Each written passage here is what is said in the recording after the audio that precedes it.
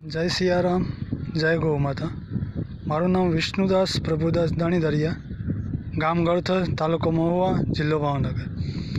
આપ જોઈ શકો છો એસપીએન પદ્ધતિથી ઘઉંનું વાવેતર કરવામાં આવ્યું છે।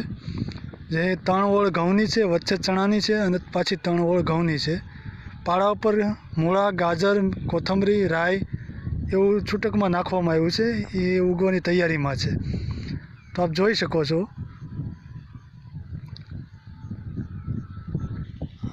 આ ઘઉં 25 દિવસના થયા છે કે શરૂઆતમાં આને ધનજીવામૃત નાખવામાં આવ્યું હતું, પછી પાળા બાંધીને પાઈ દીધું હતું, પાઈને પછી ઘઉંનું વાવેતર કરવામાં આવ્યું હતું। આ 25 દિવસના ઘઉં થયા છે, આપ જોઈ શકો છો।